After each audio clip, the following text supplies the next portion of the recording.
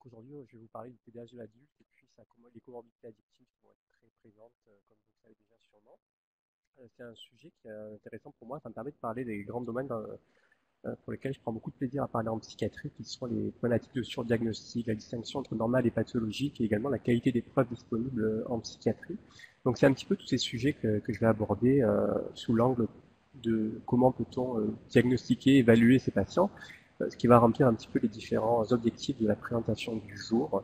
Donc chez notre clientèle de patients qui présentent une dépendance, un trouble lié à l'utilisation de substances, comment faire pour diagnostiquer un TDAH, puisque c'est une réalité clinique de beaucoup de patients pour lesquels on a envie d'évoquer ce diagnostic-là, donc comment faire pour le diagnostiquer.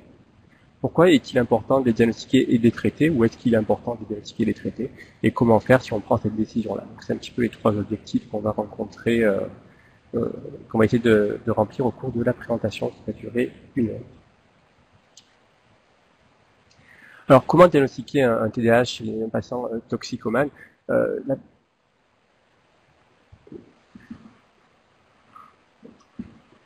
Ah, juste mon micro, merci. En fait, la première question, c'est comment on va diagnostiquer un TDAH chez une clientèle adulte, parce que ça pose déjà plusieurs difficultés, et puis ensuite on discutera un petit peu de comment faire chez les patients qui présentent un trouble à l'utilisation de substances.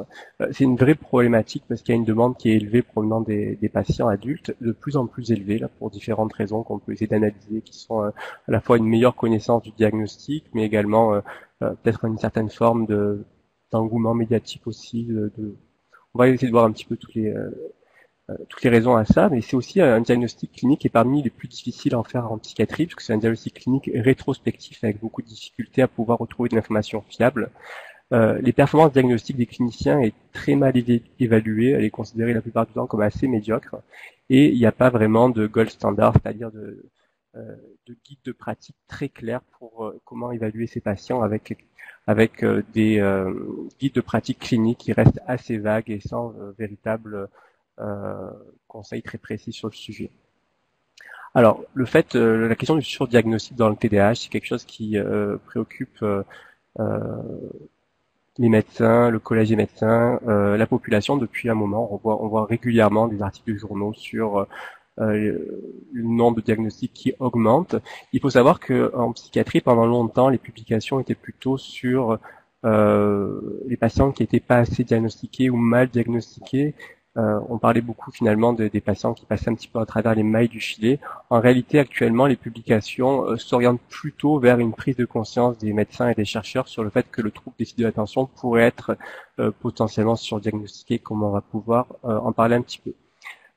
Juste un petit rappel très rapide, il y a des diapos sur lesquels je vais passer un petit peu plus rapidement. Le trouble déficit de l'attention, c'est un trouble pour lequel il y a une composante génétique assez importante, l'héritabilité génétique, c'est-à-dire la part de génétique dans le développement de la maladie par rapport à la part d'environnement, était évaluée environ à 76% dans les méta-analyses. En réalité, j'en parlerai un petit peu après, c'est probablement un petit peu moins que ça, peut-être entre 30 et 40%.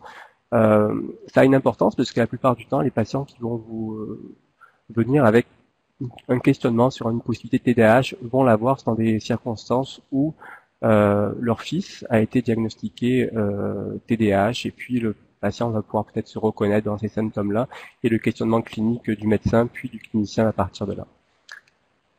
Un tout petit rappel aussi très brièvement, c'est qu'il existe une petite différence entre les signes cliniques, entre les garçons et les filles qui souffrent de TDAH. Vous voyez que la part de forme d'inattention pure, sans forme d'hyperactivité, impulsivité, est plus importante chez les filles que chez les garçons. Ou chez les garçons, c'est moins présent et la forme finalement combinée avec inattention, hyperactivité, impulsivité est plus prépondérante.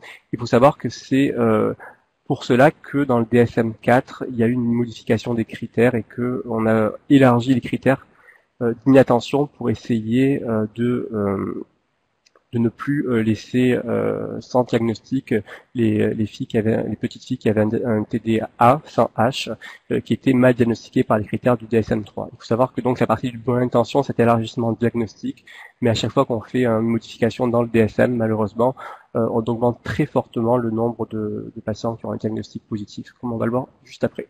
Là aussi, très rapidement, je passe assez vite, c'est Juste pour vous signaler que les symptômes qui sont présents à l'enfance vont évoluer à l'âge adulte. Alors bien sûr, un des concepts fondamentaux, c'est que quelqu'un qui a un TDAH à l'âge adulte doit obligatoirement avoir un TDAH à l'enfance. S'il n'y a pas de TDAH à l'enfance, il n'y a pas de TDAH à l'âge adulte. Il n'y a pas de forme qui apparaîtrait spontanément à l'âge adulte. En réalité, c'est un trouble neurodéveloppemental qui va continuer à évoluer, qui va disparaître environ une fois sur deux après l'adolescence. Mais lorsqu'il reste à l'âge adulte, les symptômes se modifient un petit peu avec un patient qui va être plutôt se plaindre de désorganisation, d'organiser mal son temps, son emploi du temps ou une inefficacité au travail. C'est souvent les plaintes subjectives qui vont être rapportées par les patients. Et pour les symptômes d'hyperactivité, impulsivité, on va retrouver à l'âge adulte quelqu'un qui va faire des choix de vie comme des métiers plus actifs ou des activités physiques et sportives plus actives, qui va être décrit comme parler sans arrêt, qui ne va pas tolérer une attente particulière, qui va prendre des risques dans la vie comme conduire trop vite ou les conduites sexuelles à risque. Donc c'est une petite évolution par rapport aux symptômes. Je vous laisserai voir ça dans la présentation. Alors pour parler un petit peu des inquiétudes croissantes sur le surdiagnostic, il y a un psychiatre montréalais, québécois, Joël Paris, qui est à McGill, qui en parle beaucoup actuellement, qui publie sur le sujet. Les critères DSM 4 puis 5 pour le TDAH ont des difficultés à pouvoir séparer le normal et le pathologique de manière vraiment très consistante. Si on fait passer à la population générale les critères DSM 4 et 5, on pourrait arriver à des chiffres qui n'ont aucune réalité clinique, comme 16% de la population adulte qui pourrait répondre positivement à un moment de sa vie aux critères DSM. Le problème avec le DSM, c'est que entre le 3 et le 5, il y a eu un élargissement assez important des critères, et plus vous élargissez les critères, plus le nombre de faux positifs, c'est-à-dire le nombre de patients qui codent positivement aux critères mais qui ne sont pas malades, est importante. Et le fait de coder positivement à la maladie va entraîner des problèmes de surprescription, puisque aux États-Unis, entre 1994 et 2009, il y a eu une augmentation très considérable du nombre de prescriptions, environ multiplié par 8 pour les psychostimulants chez les omnipraticiens et par 6 chez les psychiatres. Est-ce que le TDAH était sous-diagnostiqué en 1994 ? Probablement. Est-ce qu'il était 8 à 6 fois sous-diagnostiqué? Probablement pas. Et on se retrouve actuellement dans un moment où on se questionne beaucoup sur le surdiagnostic. Alors, juste aussi pour vous montrer à quel point le construit du TDAH est quelque chose qui est discutable. Ce sont des études épidémiologiques que je vous ai compilées où on fait passer les mêmes critères à des populations différentes dans différents pays, à différents moments, et puis la prévalence varie entre 5% et 20%. Donc pour les mêmes critères, quand on retrouve des variations aussi importantes de prévalence d'un trouble, c'est que le construit en tant que tel est quelque chose qui est très questionnable. Et j'aime vraiment beaucoup ce petit tableau qui vous montre dans les études l'évolution de la prévalence retrouvée du TDAH en fonction de plusieurs éléments importants. Donc par exemple, ici c'est le DSM-3, et ici le DSM-3R, DSM-4, DSM-5 on l'a pas. Donc une des premières hypothèses des chercheurs ici était l'augmentation de la prévalence en fonction des critères DSM utilisés. Mais ici vous avez également l'apparition de molécules qui étaient soubourées par l'industrie, qui va correspondre également à une augmentation de la prévalence retrouvée dans les études, et également ici la publicité directe à la télévision aux États-Unis. Et dans cette étude, les chercheurs observaient que la prévalence retrouvée dans les études augmentait avec la version du DSM. Plus vous avez un DSM récent, plus la prévalence du diagnostic était importante. Elle augmentait en fonction du fait que l'industrie proposait de nouvelles molécules, et elle augmentait avec la publicité directe aux consommateurs. Donc on retrouve avec une prévalence qui est moyenne de 7,29% chez l'enfant, mais en réalité c'est extrêmement variable avec un écart type qui est important, et ça signifie bien finalement les difficultés de diagnostic qu'on peut avoir dans le TDAH, et encore plus qu'on va voir maintenant dans le TDAH de l'adulte qui présente une comorbidité addictive. Donc comme je vous disais, l'association claire entre l'utilisation d'une décision DSM et la prévalence, elle a été estimée à 2% entre le DSM-3 et le DSM-4. Entre le DSM-4 et le DSM-5, on n'a pas encore les chiffres, c'est un petit peu récent. Par contre, on craint une augmentation de prévalence très importante en raison de modifications majeures qui ont été faites dans les critères DSM-5. L'âge limite qui était de 7 ans, par passe à 12 ans. Donc le TDAH, comme je vous le disais, c'est une maladie neurodéveloppementale. Vous devez l'avoir dès que vous êtes né avec ça en fait.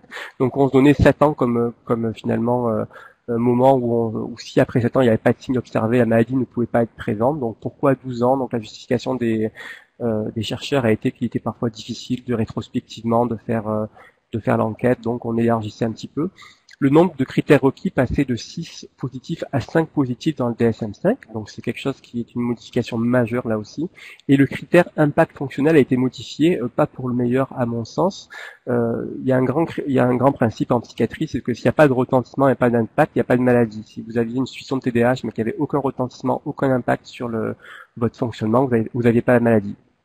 Ben là, c'est un petit peu différent, avec des critères d'impact fonctionnels qui peuvent être légers, modérés. Donc, c'est des modifications qui vont en tout cas augmenter la prévalence diagnostique du TDAH. Alors, quels sont les outils à notre disposition pour faire le diagnostic de TDAH? Ben, les outils, la plupart des médecins et des personnes qui s'intéressent au sujet vont utiliser en premier lieu des échelles diagnostiques comme la Conners ou la SRS.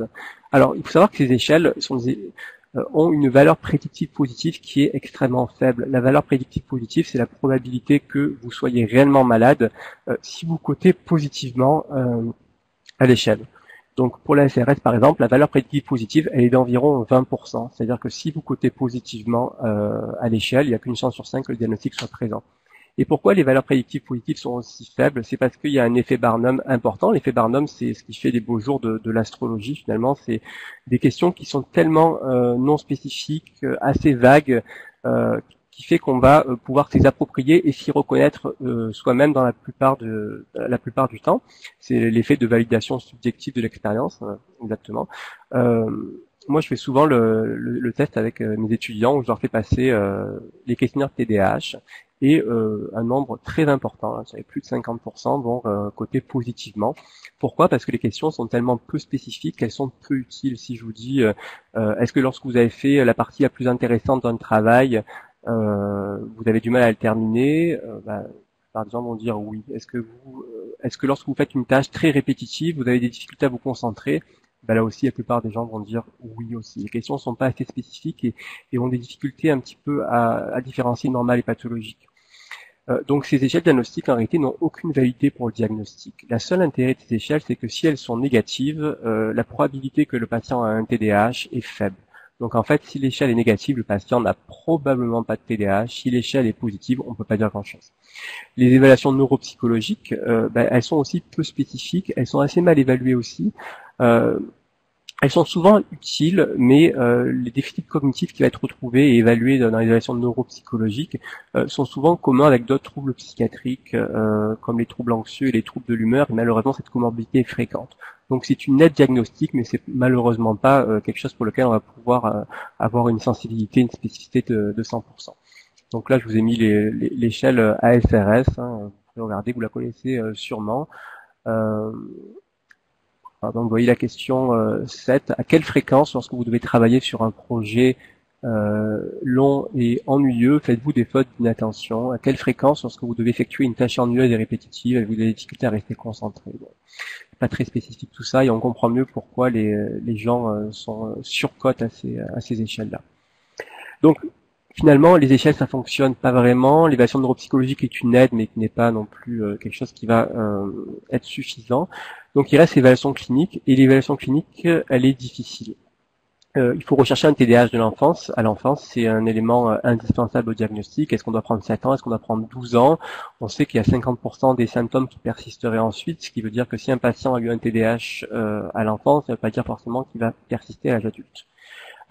La recherche rétrospective, elle est difficile et les études psychologiques ont montré qu'elle était finalement très peu fiable. C'est-à-dire que si un patient, même si un patient aujourd'hui vous dirait qu'il se souvient et qu'il a l'impression que quand il était plus jeune, il faisait des fautes d'inattention et des troubles attentionnels, les études psychologiques donc, qui ont été faites quand même en 96 à Schechter révèlent que notre expérience aujourd'hui sur nos souvenirs est fortement influencée par les symptômes présents actuellement. Donc il y aurait comme une non-fiabilité rétrospective des symptômes que les patients auto-rapporteraient.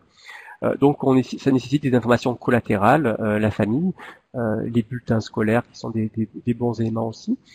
L'héritabilité génétique qu'on revoit un petit peu à la baisse actuellement. Donc on avait comme l'impression que quand les enfants étaient atteints d'un TDAH, les parents avaient de très fortes chances de l'avoir aussi. Finalement, l'héritabilité génétique, on l'a probablement un petit peu surestimée. Et le test thérapeutique non informatif, ça veut dire quoi? Ça veut dire qu'un patient qui vous dit j'ai essayé le concerta de mon fils et ça va mieux, je me sens plus concentré, est-ce que c'est un argument pour dire que le diagnostic est présent? Absolument pas. Les psychostimulants à court terme vont augmenter les performances cognitives un petit peu sous la forme de doping intellectuel finalement. Et on sait que beaucoup d'étudiants, environ 20 à 25% des étudiants universitaires aux États-Unis vont consommer à un moment donné des psychostimulants pour se doper. Là, c'est pas un test qui est très utile dans le diagnostic. Alors, chez un patient qui prend une comorbidité addictive, on arrive au sujet, est-ce que c'est comment ça se passe l'évaluation? C'est encore plus difficile parce qu'il y a un lien qui est bidirectionnel entre le TDAH qui va aggraver la comorbidité addictive et la comorbidité addictive qui va aggraver le TDAH, sachant qu'il y a en plus beaucoup de facteurs confondants comme le fait que certaines consommations de substances vont créer des troubles de concentration. On parle au cannabis bien sûr, mais le cannabis est surconsommé par les patients qui présentent un TDAH, donc c'est une problématique un petit peu complexe. Pourquoi il y a une comorbidité aussi assez forte? Il y a une physiopathologie probablement commune avec des dysfonctions dans les métabolismes de la dopamine, la noradrénaline au niveau du cortex préfrontal, une exposition plus élevée aux risques psychosociaux qui restent des facteurs de risque communs de ces deux maladies, et l'automédication, c'est un petit peu cette théorie dont on parlait beaucoup il y a quelques années, où les patients qui ont un TDAH vont aller consommer des substances pour essayer de s'auto-traiter. On parlera un petit peu de ça aussi dans une prochaine diapo. Donc, quel est le résultat finalement? C'est que au niveau des chiffres, on peut dire que 35 à 50% des patients qui ont un diagnostic de TDAH présenteront au cours de leur vie un trouble lié à l'utilisation de substances. Ce chiffre-là est à peu près très solide dans les études. Chacune des deux comorbidités aggrave le pronostic de l'autre, c'est-à-dire que votre TDAH va être plus difficile à traiter si vous avez une dépendance, et puis votre dépendance va être difficile à traiter si vous avez un TDAH aussi. Et les patients de TDAH, ils vont développer les dépendances plus jeunes, ils vont rechuter plus fréquemment, ils vont consommer en plus grande quantité, ils vont auront un risque plus élevé d'overdose.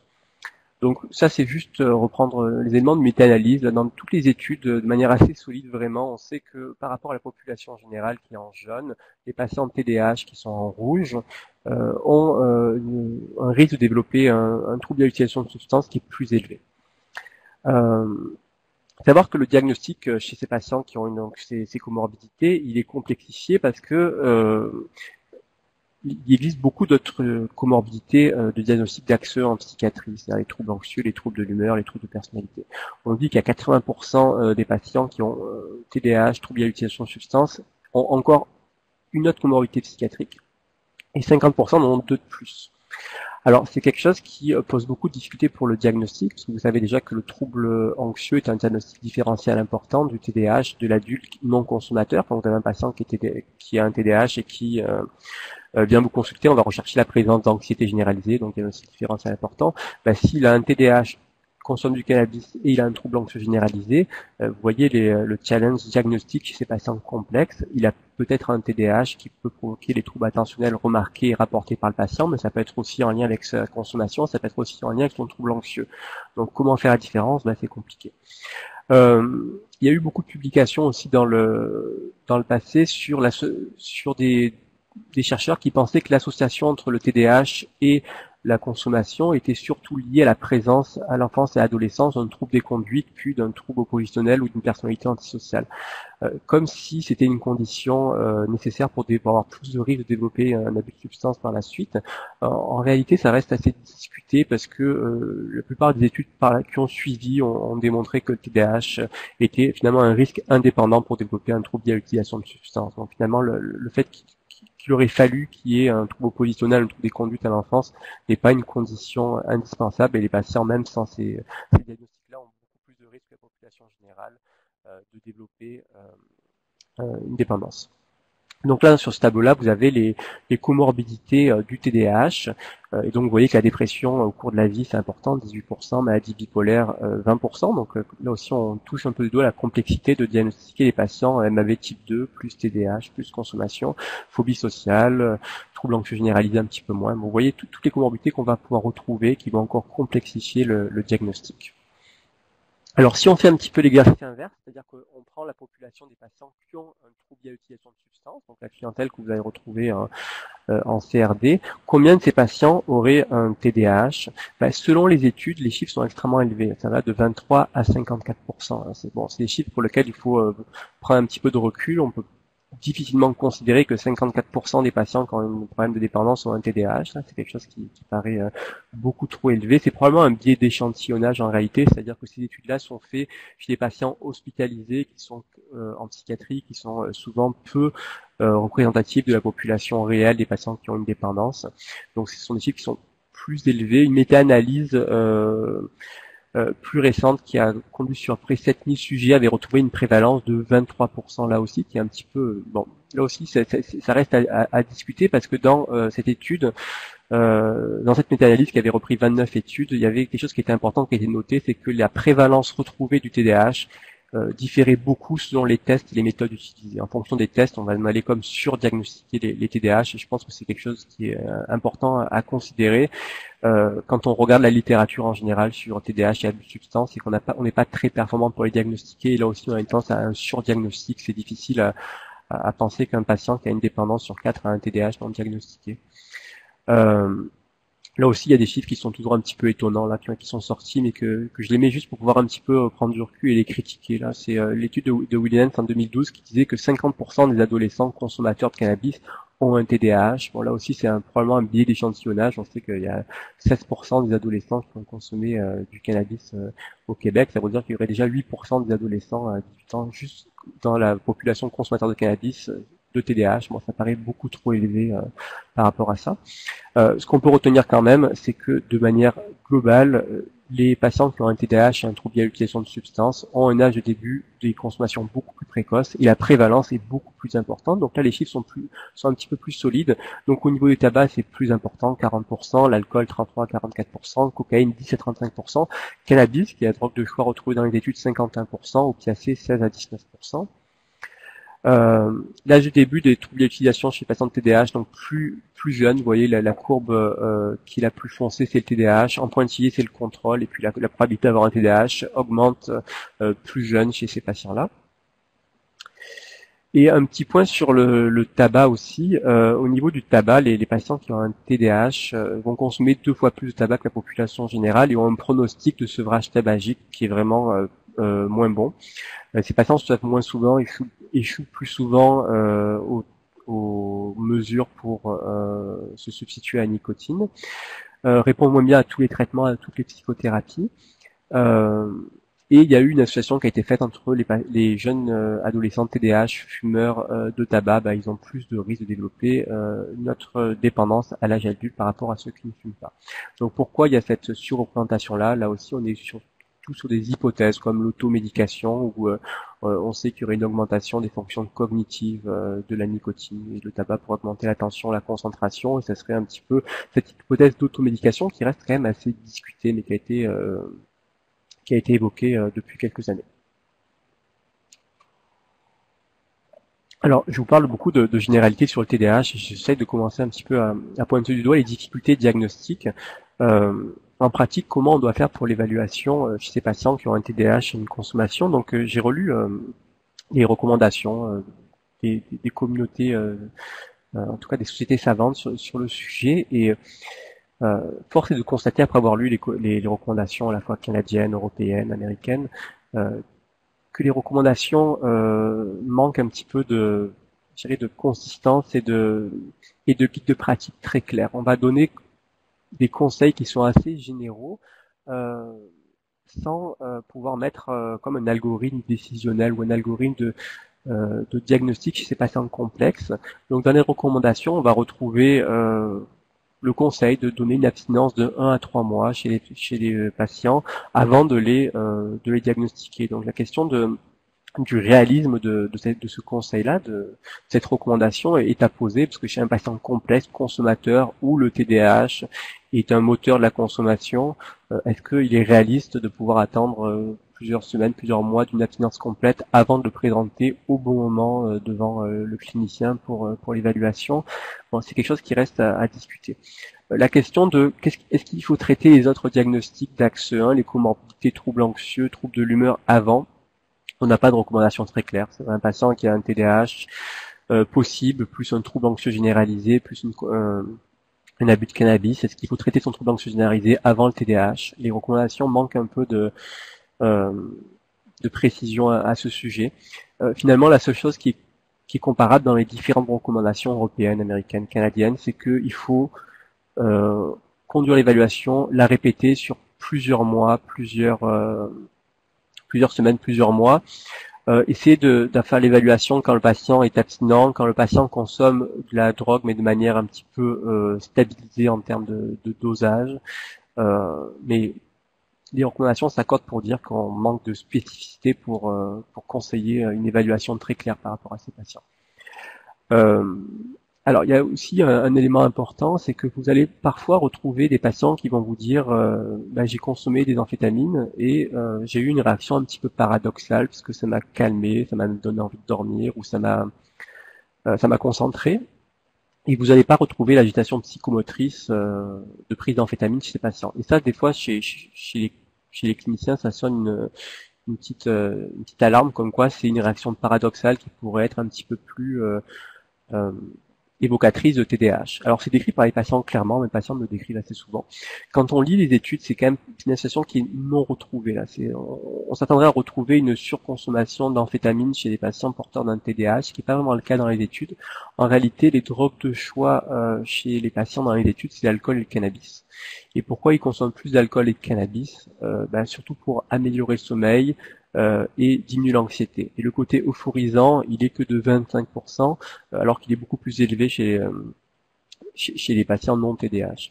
Ça veut dire quoi? Ça veut dire qu'un patient qui décrit cette réaction paradoxale, je pense que de manière empirique, quand même, on peut la prendre en compte, et puis c'est quelque chose qui va un petit peu être un faisceau d'arguments de plus, mais pour lequel les études ont manqué un petit peu de preuves pour vraiment déterminer si c'était un effet qui était retrouvé à l'échelle de l'ensemble d'une population. Alors, pourquoi il faut traiter les patients qui ont un TDAH et un trouble à l'utilisation de substances? Parce que le TDAH, comme on l'a dit, est un facteur de risque indépendant pour les troubles à l'utilisation de substances, donc ça va les aggraver. L'aggravation est comme bidirectionnelle, comme on l'a dit tout à l'heure. Et en plus, s'il y a un patient qui a une comorbidité de troubles des conduites ou de personnalité antisociale, là, les études sont assez claires, ça aggrave le pronostic addictif. Et ça veut dire quoi, aggraver le pronostic addictif? Ça veut dire que les patients consomment plus jeunes, comme on l'a vu, ils consomment de manière plus importante, ils rechutent plus, et la thérapie est assez souvent un échec. Donc, finalement, c'était l'hypothèse de tout ça, et puis ça va nous amener un petit peu vers la deuxième partie du webinaire. L'hypothèse de tout ça, c'est que ces patients de TDAH pour lesquels on a beaucoup de difficultés à traiter et qui répondent mal aux thérapies, est-ce que si on diagnostiquait leur TDAH et qu'on les traitait correctement, est-ce qu'on allait révolutionner leur pronostic de traitement? Ça va être un petit peu ça la question pour laquelle on va essayer de répondre tout à l'heure. Pourquoi il faut traiter aussi les patients? C'est que les patients qui ont un TDAH et une dépendance, une addiction, si on les traite pas, dans le temps, on va augmenter le risque que une comorbidité d'axe 1 se surajoute et complexifie le tableau. C'est logique, vous avez un TDAH qui est consommateur d'alcool, le fait de consommer de l'alcool va augmenter son risque de dépression. Donc finalement, c'est comme une inflation des diagnostics et les patients vont avoir un effet boule de neige et vont se complexifier au fil des années d'évolution si on les traite pas. Et quel est l'impact d'un patient qui est non traité? Ça aussi, c'est assez, je pense que vous le connaissez. Il y a un déficit fonctionnel qui est important chez les patients atteints de TDAH. Vous avez en orange les sujets atteints de TDAH, en orange clair, en orange plus foncé, sujets normaux.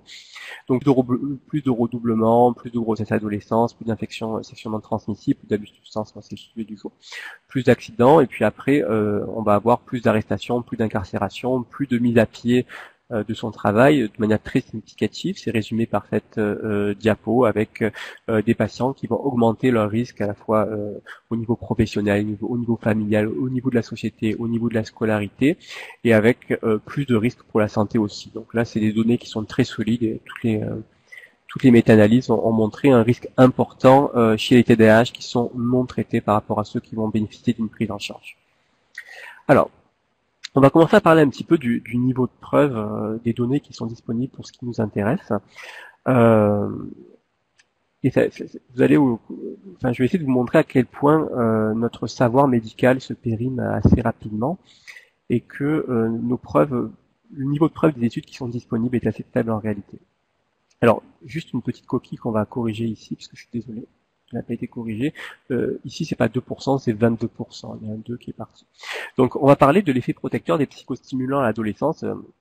Quand les études ont paru il y a à peu près 12-13 ans, là, 2003 pour la méta-analyse qui a regroupé tout ça, on avait l'impression que si on introduisait jeunes les psychostimulants chez les adolescents, c'était un élément qui était très protecteur pour le risque de développer une dépendance à l'âge adulte. Donc c'était aussi un des arguments pour traiter jeunes les enfants, c'est-à-dire que si vous aviez un enfant qui avait un TDAH traité, il avait moins de risque de développer une dépendance que s'il était non traité. Ce risque était diminué de 22% dans la méta-analyse, qui est quand même assez important.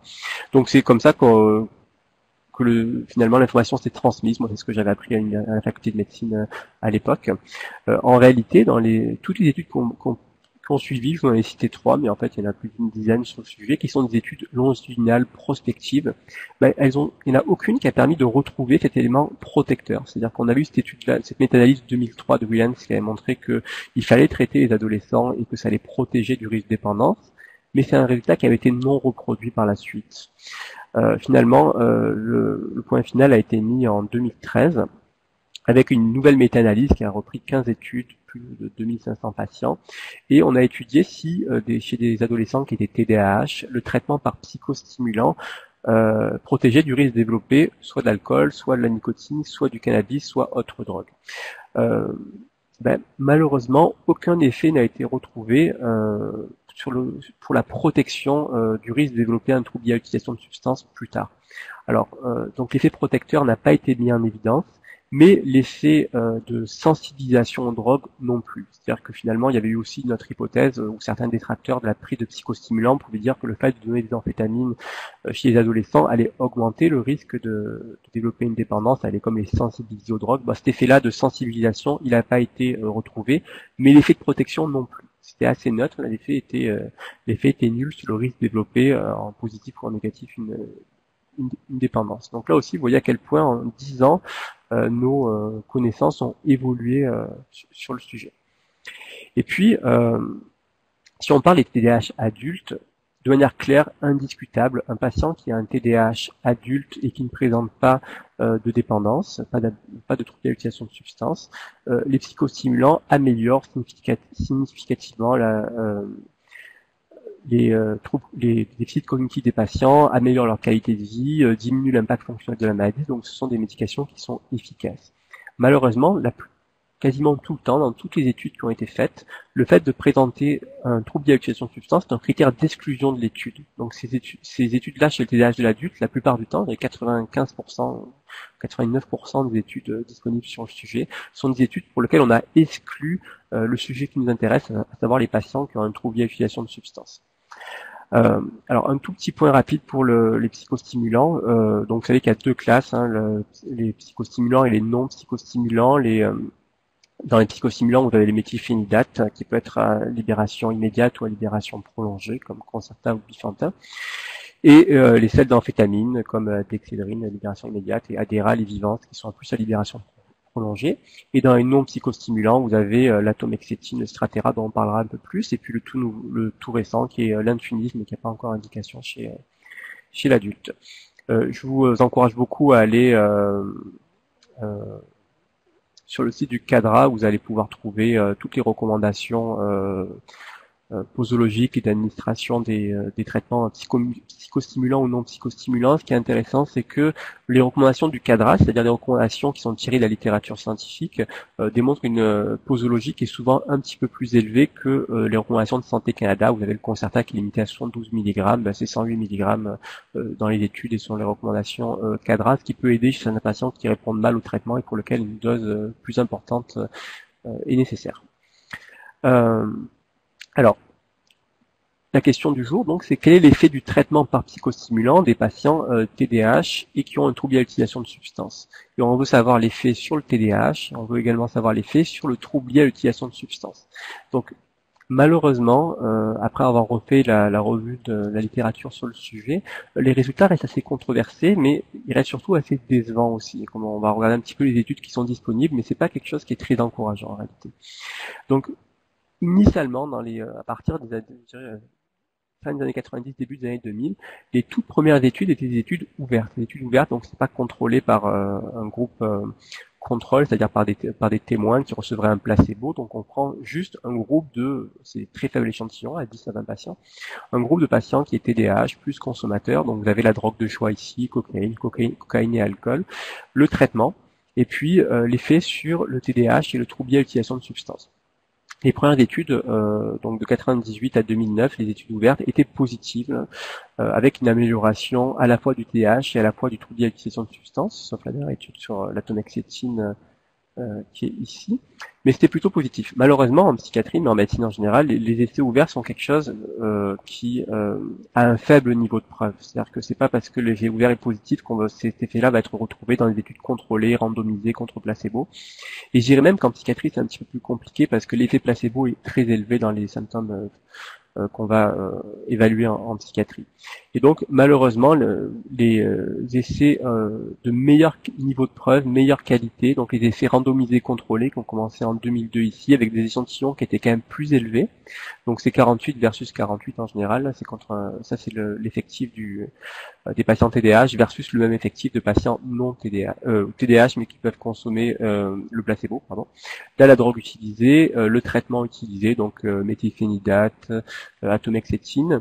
Et quel est l'effet sur le trouble déficit de l'attention et les troubles liés à l'utilisation de substances? C'est vraiment décevant. Donc vous voyez que dans la première étude 2002, sur du méthylphénidate à libération immédiate, 90 mg, c'était positif sur le TDAH, mais négatif sur les substances. Chez les adolescents, la même chose, positif sur le TDAH, négatif chez la substance. Et puis ensuite, à partir de 2005, les études sont plutôt négatives. Donc vous avez une étude en 2005 négative à la fois sur le TDAH et à la fois sur le trouble lié à l'utilisation de substances. Et ces résultats négatifs vont se répéter finalement. Alors qu'on savait que le TDAH était amélioré par les psychostimulants chez la population adulte, on se rend compte que selon ces études qui sont de bon niveau de preuve, le TDAH n'est pas ou peu, ou les études sont contradictoires, ne sont pas améliorées par les psychostimulants et le pronostic addictif n'est pas vraiment amélioré non plus et les études sont globalement négatives. La seule qui s'est montrée positive à la fois sur le TDAH et le trouble lié à l'utilisation de substances, c'est la prise de Strattera, d'atomoxétine dans l'alcool, dans une étude de 72 patients TDAH dépendants d'alcool qui vont recevoir l'atomoxétine versus 72 patients TDAH dépendants d'alcool qui vont recevoir le placebo. Bon, ceux qui reçoivent l'atomoxétine sont significativement améliorés. Pour le reste, c'est quand même extrêmement décevant et puis on parle que d'une seule étude, ça n'a pas été reproduit, donc c'est quelque chose qui est pas très très solide non plus. Ça c'est l'étude positive dont je vous parlais sur l'atomoxétine et les patients qui ont TDAH et alcool. Bon, les échelles d'évaluation sont clairement améliorées pour ceux qui prennent l'atomoxétine, donc il y a une efficacité. Et ce qui est intéressant aussi, c'est qu'il y a également une efficacité sur la prise d'alcool, donc les patients vont moins consommer d'alcool. Malheureusement, il y a beaucoup de sorties d'études en lien avec les effets secondaires, qui sont essentiellement des effets secondaires gastro-intestinaux dans cette étude-là. Et en réalité, quand on relit l'étude et qu'on essaie de voir un petit peu est-ce qu'il n'y a pas des failles ou une étude qui est un petit peu questionnable, puisque c'est la seule qui est très positive par rapport au reste des études qui est négative, malheureusement, on retrouve près de 50% de sorties d'études chez ces patients-là qui ont mal toléré le traitement par atomoxétine. Donc c'est quelque chose pour lequel limite beaucoup la portée de ces résultats. Et puis là, la question qui pourrait se poser finalement, c'est oui, mais est-ce que chez les patients qui sont dépendants aux amphétamines, il pourrait y avoir un pronostic différent, parce que si c'est des TDAH qui consomment des amphétamines, il y aurait l'hypothèse de l'automédication et que finalement on traiterait le TDAH avec des psychostimulants, les patients arrêteraient les amphétamines parce que finalement on viendrait combler cette hypothèse d'automédication. Mais c'est une hypothèse qui est belle, qui est quelque chose qui est très séduisant. En pratique, ça n'a pas été retrouvé dans la seule étude contrôlée là-dessus. C'est-à-dire que chez les patients qui étaient TDAH, consommateurs d'amphétamines, il n'y a aucune différence de traitement par les psychostimulants entre le placebo, entre le méthylphénidate à libération immédiate et le méthylphénidate à libération prolongée, à la fois sur le TDAH et à la fois sur la consommation d'amphétamine. Donc c'est extrêmement décevant et l'hypothèse qui était séduisante n'est pour l'instant pas confirmée par les études. Je tiens juste à préciser aussi que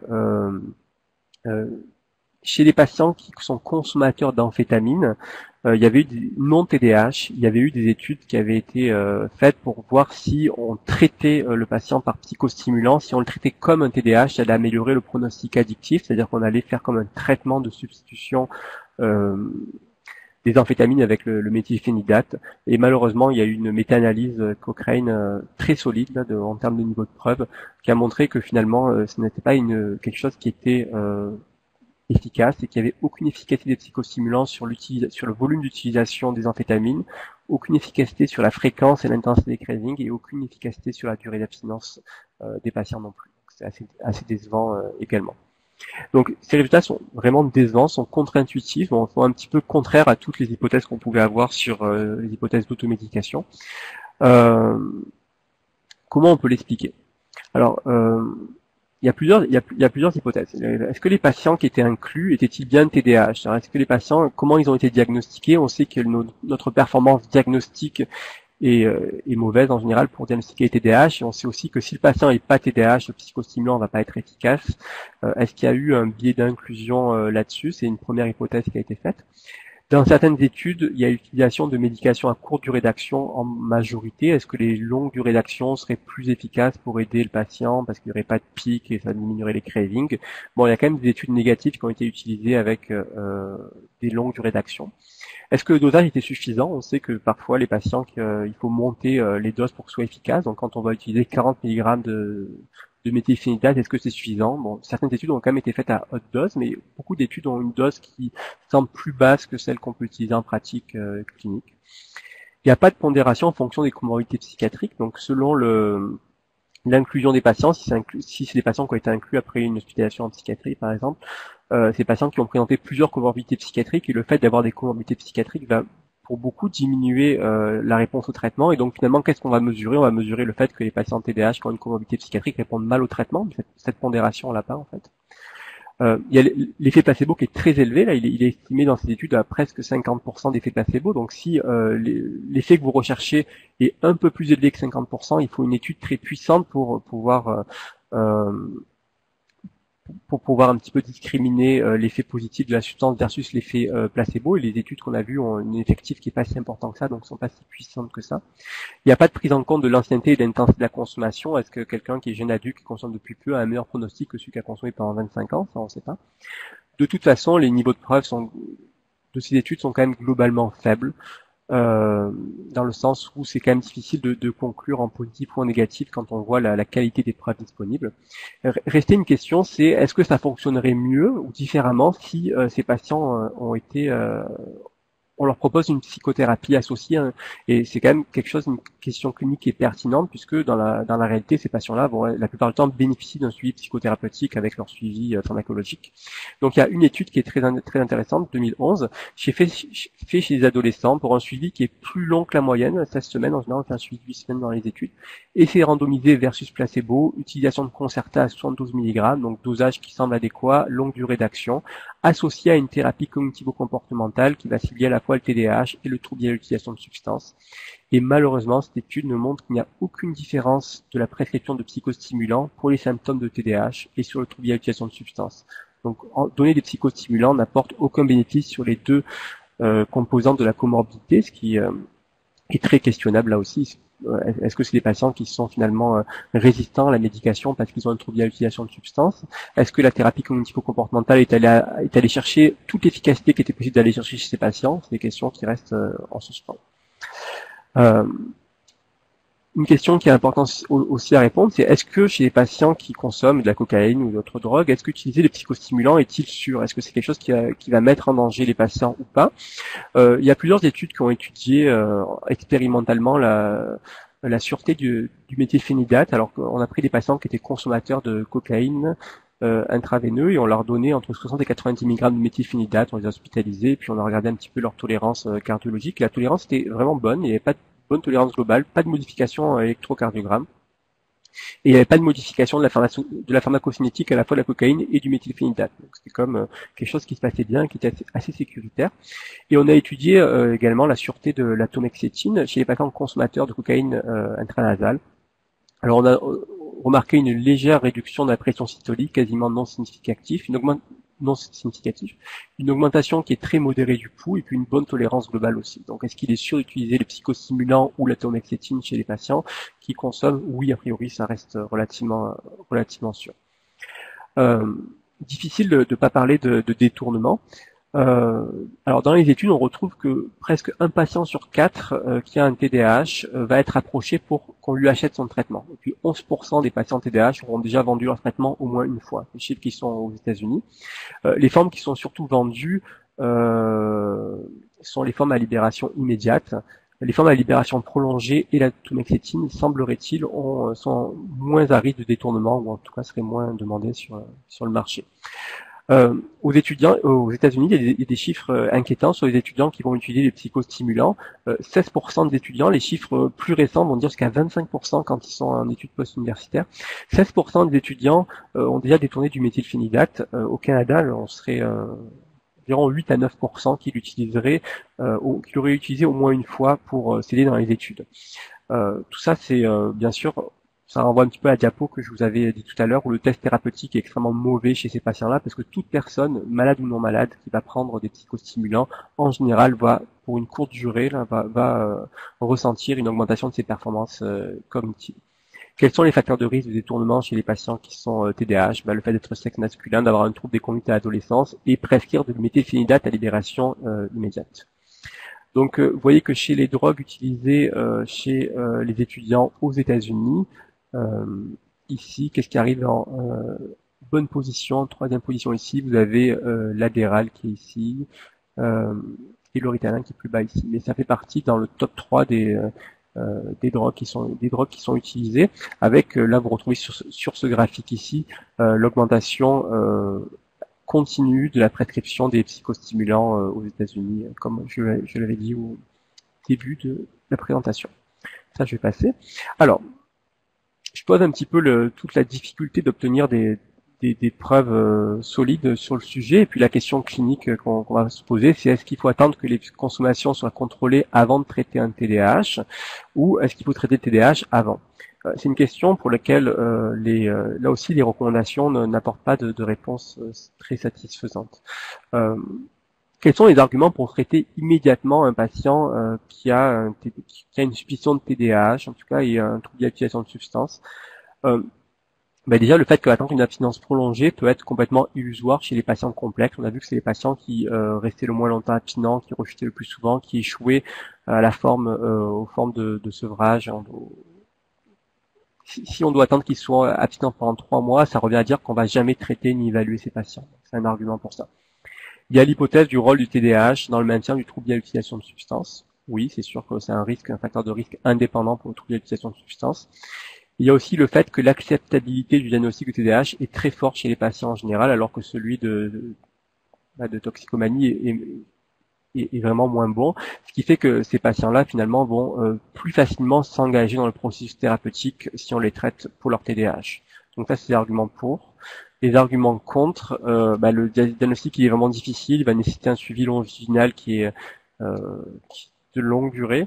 Il existe un risque important d'exacerbation d'une autre comorbidité avec les psychostimulants. Si vous avez un trouble d'anxiété généralisée et qu'on vous prescrit des psychostimulants, ça va augmenter votre anxiété, parce que dans les effets secondaires des psychostimulants, bien sûr, c'est l'augmentation de l'anxiété, donc ça va décompenser l'anxiété généralisée, qui peut encore plus décompenser les troubles attentionnels liés à l'anxiété. Si vous avez une maladie affective bipolaire, le fait de traiter par psychostimulant peut augmenter le risque maniaque ou hypomaniaque. Donc ça reste une difficulté de traiter trop vite. Et enfin, un des arguments majeurs contre le traitement immédiat, c'est que les études actuellement sont extrêmement décevantes, et que quand on va traiter un patient TDAH et trouble d'utilisation de substances par psychostimulant, les études montrent qu'on n'améliore pas vraiment le TDAH, et puis on n'améliore pas beaucoup non plus le pronostic addictif. Donc ça reste très décevant sur ces deux composantes.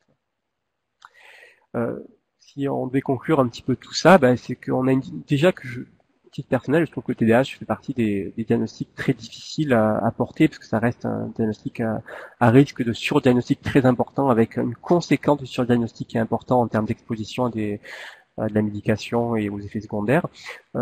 Chez ces patients-là, c'est compliqué. L'évaluation va être à répéter longitudinalement. Je pense qu'on a quand même beaucoup d'arguments pour ne pas aller trop vite dans le traitement psychostimulant, parce que ça ne semble pas fonctionner beaucoup. Il faut savoir qu'on n'a pas d'études actuellement pour savoir si on prend des patients qui sont TDAH et troubles d'utilisation de substances, on les rend abstinents par des mesures de sevrage, de psychothérapie, et à ce moment-là, on les traite alors qu'ils sont abstinents. Quel serait le devenir de ces patients en termes de prévention de la rechute, en termes de d'amélioration des symptômes du TDAH? On manque d'études pour le savoir. C'est des études qui restent à conduire, mais actuellement, on n'en est pas là. Donc, moi, je vous conseillerais de rechercher minutieusement les signes de TDAH avant l'âge de 7 ans. L'âge de 12 ans, pour beaucoup de spécialistes, ça reste un âge qui est trop élevé. On va comme augmenter le nombre de faux positifs. Il faut évaluer les comorbidités psychiatriques. On peut être bipolaire et TDAH, et troubles anxieux généralisés, et en dépression majeure, et consommateur. Donc, ça reste des patients d'une complexité très importante.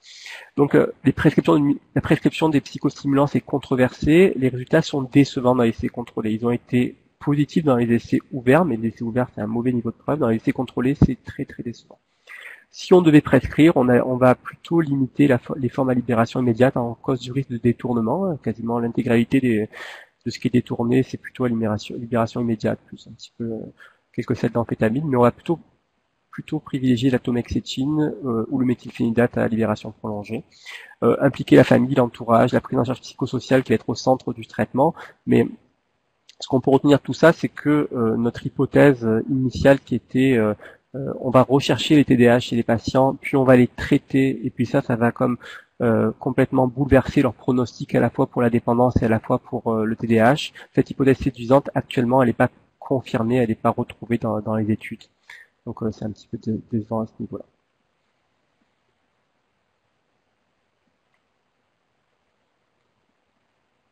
Je pense qu'on va peut-être passer aux questions.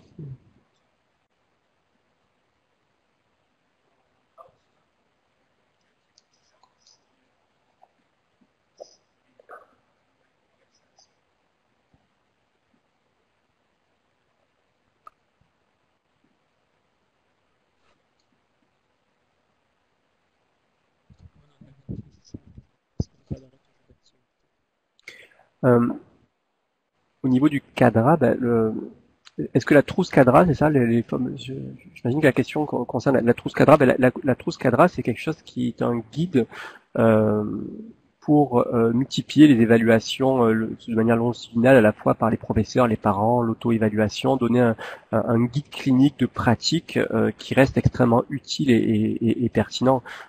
Et quelqu'un qui va utiliser la trousse cadra, qui va répéter les évaluations, va arriver à une bonne performance diagnostique. Donc ça reste toujours extrêmement pertinent.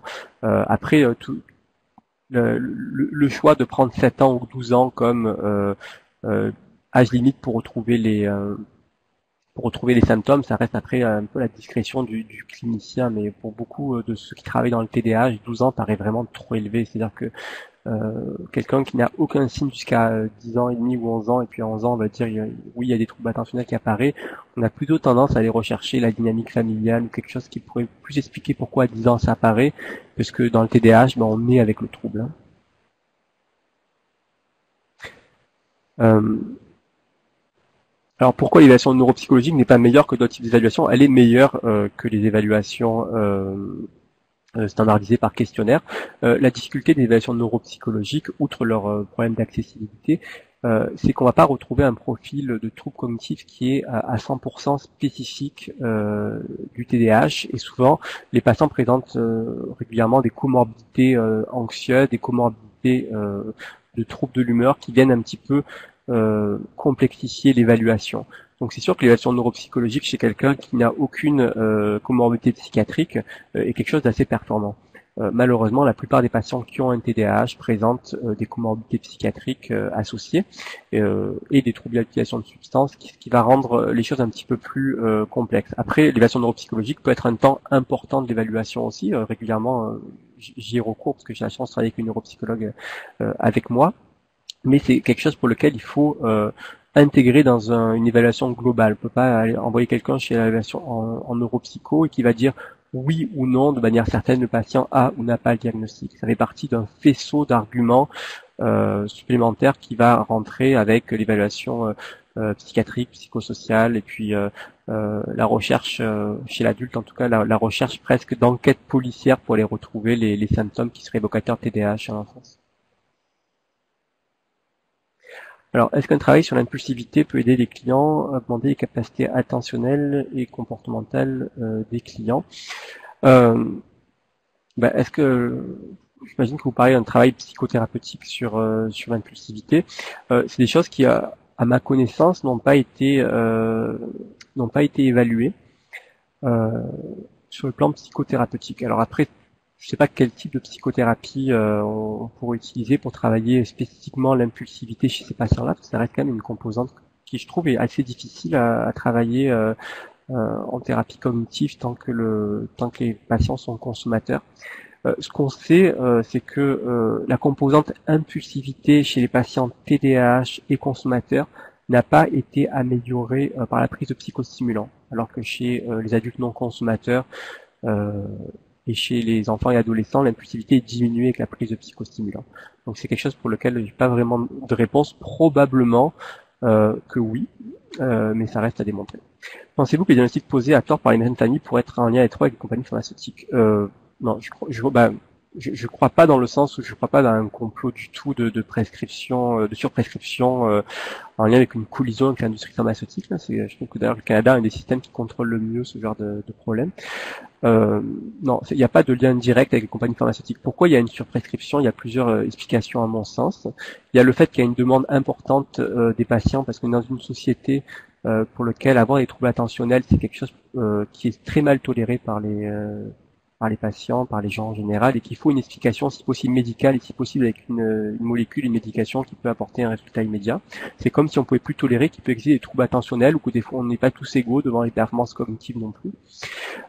C'est en lien avec le fait que le TDAH est un diagnostic qui est extrêmement difficile à faire, que les médecins de famille sont parfois aux prises de devoir les faire rapidement en consultation, parfois en utilisant des échelles diagnostiques comme la SRS, qui est très mauvaise en termes de performance diagnostique, comme je vous l'ai dit. Et puis aussi, il y a les compagnies pharmaceutiques ont un rôle là-dessus. On a vu que aux États-Unis, il peut y avoir de la publicité directe à la télévision. Ça a un impact important sur la prescription, parce que ça augmente la demande des patients. Et bien sûr, il y a tout le marketing que fait les compagnies pharmaceutiques auprès des médecins, qui peut avoir un rôle indirect sur le volume de prescription.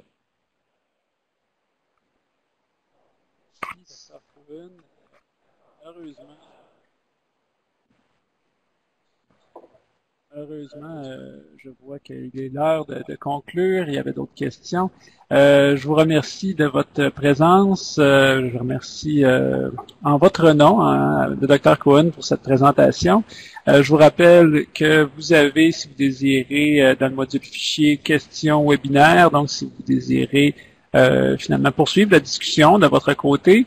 Vous allez recevoir aussi un sondage. En fait, on se rappelle que toutes les personnes qui assistent au webinaire aujourd'hui n'avons pas leur adresse. On a le nom des adresses des personnes qui se sont inscrites, donc des participants. On vous demanderait, ceux qui allaient recevoir le courriel, de faire suivre ce courriel à vos collègues et aussi de remplir la liste des présences et de la retourner si vous désirez avoir une attestation de participation à ce webinaire. Alors, merci beaucoup. On se dit pas la semaine prochaine, au mois prochain, donc le 15 novembre, vous allez recevoir une invitation pour le prochain webinaire qui, finalement, le sujet sera les groupes de pleine conscience et le groupe aussi qui utilise la thérapie d'acceptation des gens du CIUS de l'Estrie. Alors, merci et au plaisir.